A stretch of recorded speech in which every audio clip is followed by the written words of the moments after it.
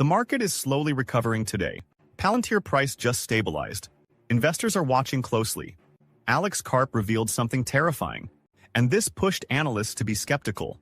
However, another bombshell has been dropped today. Microsoft and Palantir are at the center of it, and this might finally save Palantir from bleeding. What is happening? And what on earth am I even talking about? Well, let me explain. Disclaimer. Okay, today might not be the worst day for Palantir. The stock has shown a bit of resilience, bouncing back slightly and holding steady around the $90 mark. It's not a massive surge or anything, and yeah, we're still in the red, but there are little signs of recovery peeking through. And let's be real, for us in the community, any sign of life is a win. It's like catching a glimpse of sunlight after a gloomy day. The mood in the market is shifting ever so slightly. It's not full-blown excitement just yet, but there's a growing sense that maybe, just maybe, things are starting to turn around. Analysts are watching closely, trying to figure out if this is the beginning of a real rebound or just a temporary pause before another dip. Either way, all eyes are on Palantir, waiting to see if this momentum can actually build into something bigger. So, is this the start of something good? Or just another tease before more turbulence? That's the big question, and we'll be keeping a close watch. Now, one analyst broke it all down and explained what's really happening with Palantir's price. And the big question on everyone's mind, is it time to buy the dip? Palantir took a serious hit, dropping from around 125 to the mid-80s in just 5 trading days. That's a huge swing, especially after the big post-earnings rally. Right now, we're back to where we were before earnings, hovering near that familiar 83 range. According to the analyst, as long as Palantir stays between 80 and 83, it might not be a bad spot to start easing in for the long haul. But if it slips below 79, then we could be looking at another drop, possibly towards 66, an area that might be worth considering for long-term buyers. The past few trading sessions have been wild, and market sentiment has definitely shifted. So, what do you think? Have we finally hit the bottom? Or is there more downside ahead? Let us know in the comments below. And when you step back and look at the bigger picture, the drop is even more dramatic than it seemed. One analyst pointed out that Palantir has now tumbled around 30% in just 5 trading days. That's a massive slide, way more than just a rough week. To put it into perspective, the total market value has taken a hit of nearly $90 billion. That's an enormous amount wiped out in such a short time. It really shows just how intense this sell-off has been. So, with numbers this big, the question is, was this an overreaction, or is there still more room to fall? But here's the thing. This kind of drop might have been inevitable. Sometimes a stock has to take a breather after a massive run-up. And in a way, these pullbacks can actually set the stage for a stronger comeback. One analyst put it simply, no pain, no gain. It's part of the market cycle. Stocks don't just move up in a straight line forever. Corrections happen, and they can create opportunities for those who know how to play the long game. And when it comes to handling all this volatility, his approach is refreshingly simple. He's holding on to his Palantir shares, still keeping it as his biggest position. No panic selling, no second-guessing every dip. Instead of getting caught up in the day-to-day price swings, he's focused on the bigger picture. But that doesn't mean he's just sitting back doing nothing. He's also keeping an eye on other stocks that haven't had their big run yet. Stocks that could be the next breakout plays. Because at the end of the day, the market is always shifting, and while one stock might be pulling back, another could be gearing up for a move. It's a long-term mindset. And in times like these, patience might just be the smartest strategy. But here's where things get even more interesting. Something big just came out today, and it might add even more fuel to the fire. It turns out that CEO Alex Karp is set to sell a massive chunk of Palantir stock, almost $1 billion worth. And that's got investors talking. Palantir has been on an absolute tear since the start of 2024. At its peak, the stock had skyrocketed more than 6 times its value. But that momentum took a hit when news broke that Karp had plans to sell a significant amount of shares. For many investors, insider selling can be a red flag. After all, nobody knows the company better than the people running it. So if they're offloading shares, it can make others nervous. But there's always more to the story. Legendary investor Peter Lynch once said, "Insiders might sell their shares for any number of reasons, but they buy them for only one. They think the price will rise." That's something to keep in mind here. Just because Karp is selling doesn't automatically mean he's bearish on Palantir. He could be using the money for something completely unrelated. And it's important to note, this isn't even close to his full stake. Based on the last available numbers, he owns nearly 100 billion shares across different classes. The shares he's selling amount to about 10% of his holdings. That's a big number, but it's nowhere near a full exit. If he were dumping everything, that would be a different story. But he's not. So now the real question is, should regular investors be thinking about selling too? Or is this just a normal part of the game? But here's the crazy part. On the same day that news broke about Alex Karp selling shares, another massive announcement dropped. Palantir is teaming up with Microsoft in a partnership that could have huge implications for the Department of Defense. One tweet summed it up perfectly. Data isn't just numbers. It's the backbone of decision-making, strategy, and keeping everything running smoothly. Palantir and Microsoft are stepping up to meet that challenge. Their partnership is all about strengthening modern military operations, making sure data flows smoothly and systems work together without a hitch. The goal? To provide the best possible support for the military, ensuring those on the ground have the tools they need to operate efficiently and effectively. This isn't just another corporate deal. This is about shaping the future of defense technology. And with two giants like Palantir and Microsoft joining forces, it's clear that something big is in the works. This is huge for Palantir. A partnership with Microsoft, especially one tied to the Department of Defense, is more than just another deal. It's a major validation of Palantir's role in national security. These kinds of contracts don't just bring in revenue, they open doors to long-term opportunities and deeper government ties. More importantly, this could be exactly what Palantir needs to stop the stock's decline. The sell-off has been brutal, but a high-profile deal like this shifts the focus back to the company's real value. It proves that while the stock may be struggling, Palantir itself is still winning where it matters. If investors take notice, this could be the moment that puts Palantir back on track. And here's the kicker. Palantir's impact on defense might not just stay in the US. It could be making its way to Europe soon, thanks to a major revelation from the US Secretary of Defense today. He just got off the phone with John Healey, the UK Secretary of State for Defense, who confirmed that the UK is set to increase its defense spending to 2.5% of its GDP. And that's just the beginning. There are plans to push it even higher over time. This is massive for Palantir, not just for today, but for its future. The defense sector is one of the most stable and well-funded industries in the world. And if Palantir cements itself as a key player in both US and European military operations, the growth potential is staggering. With the UK increasing its defense budget and other European nations likely to follow, Palantir has a golden opportunity to expand beyond its already strong US government ties. These aren't just one-off deals. They're long-term partnerships that could lead to billions in contracts over the years. And once Palantir embeds itself into a nation's defense infrastructure, replacing it becomes nearly impossible. That's how you build dominance. If investors start to connect the dots, this could be the spark that sends Palantir's stock soaring again.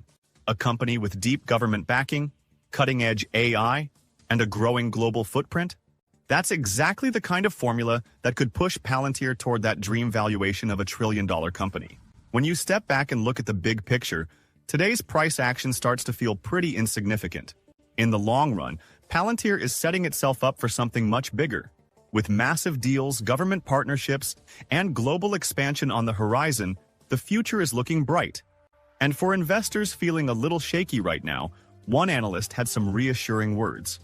If the market turns around, Palantir could be back over 100 in no time. We've seen this play out before. After past sell-offs, Palantir was one of the first stocks to bounce back, fueled by retail investors and momentum traders who love a strong recovery.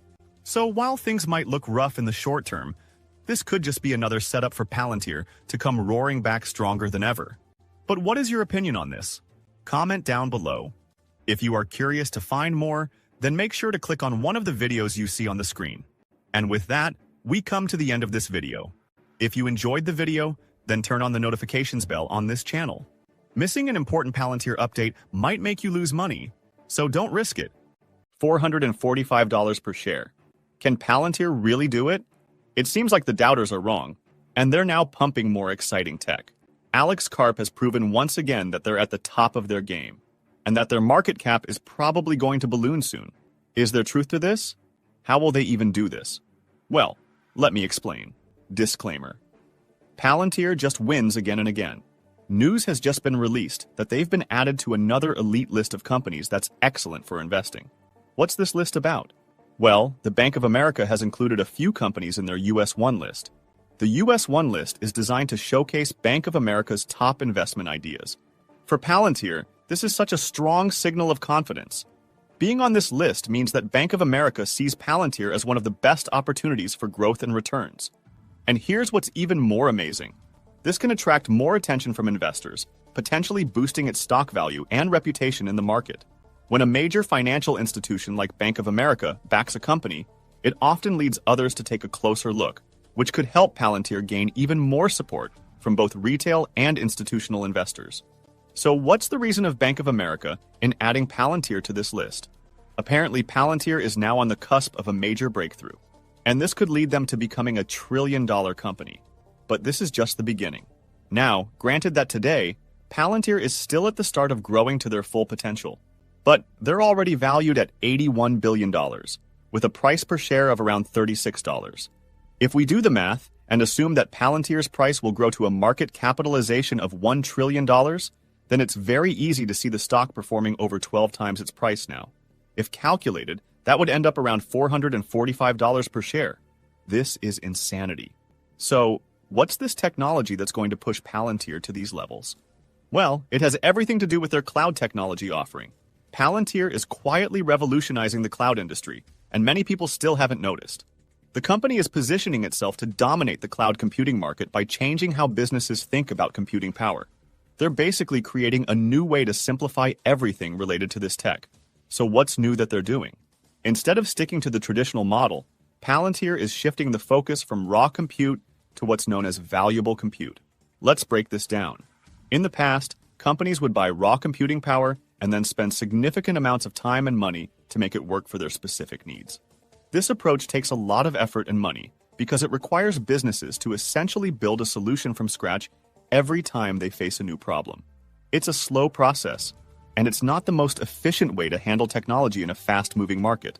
Palantir's approach is different. Instead of giving companies just raw computing power, they provide solutions that are ready to use. These solutions already have the software and systems needed for various use cases, so businesses can quickly get to work without spending extra resources on customization.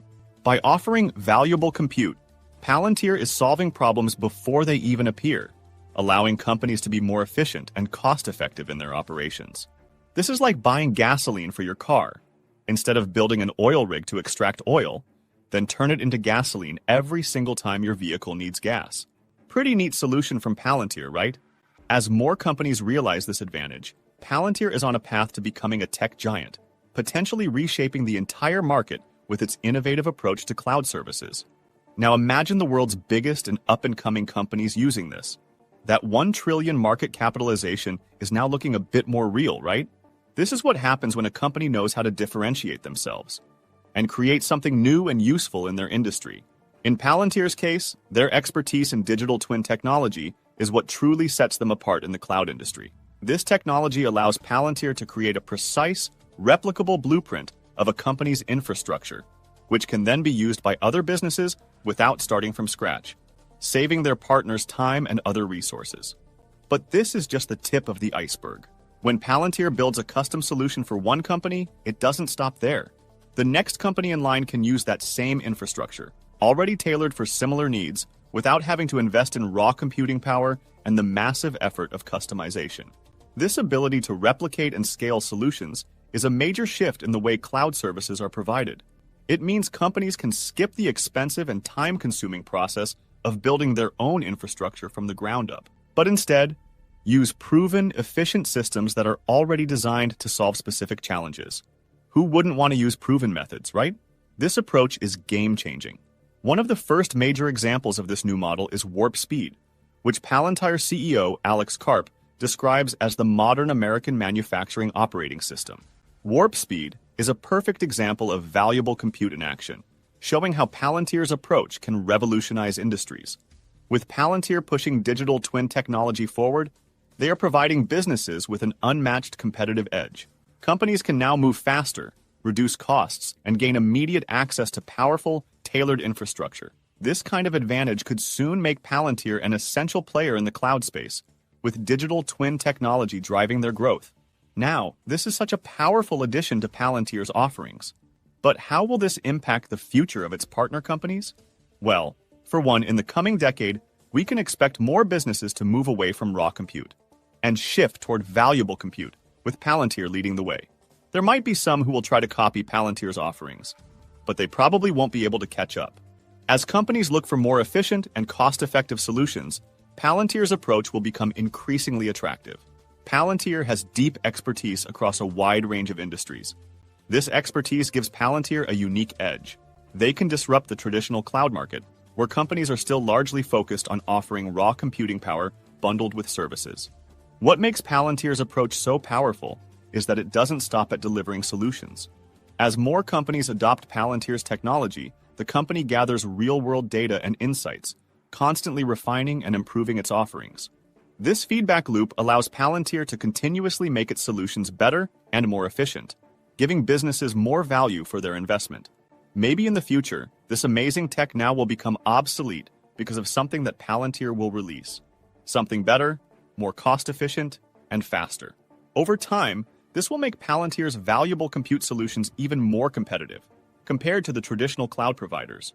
When this shift toward valuable compute takes hold, the demand for providers like Palantir will grow rapidly. Businesses will no longer want to spend time and resources building custom systems from raw compute. Instead, they'll look for ready-made, tailored solutions that can be quickly adapted to their needs, and Palantir is set to be at the center of this transition. In fact, Palantir is already starting this now, not in the world of cloud computing, but rather in something else entirely different. I'm talking about drones. Apparently, Palantir's drones will have the ability to find its location using its sensors alone. This is without the help of any comms. People never thought this was possible, but Palantir made it happen. How so?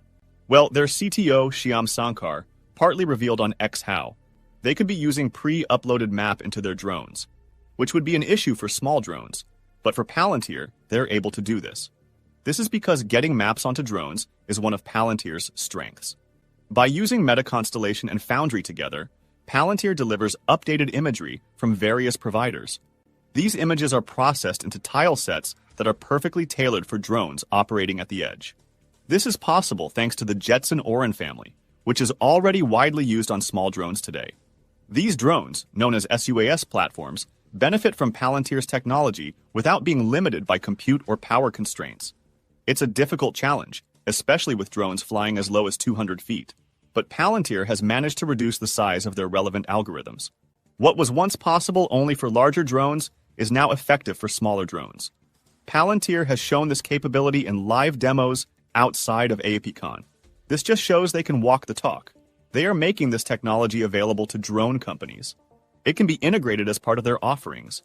This is just a first look into the inner workings of their latest and greatest tech in the drone sphere. So what do you think about this? Let us hear your thoughts in the comments. If you are curious to find more, then make sure to click on one of the videos you see on the screen. And with that, we come to the end of this video. If you enjoyed the video, please like this video, and don't forget to leave a comment in the comment section.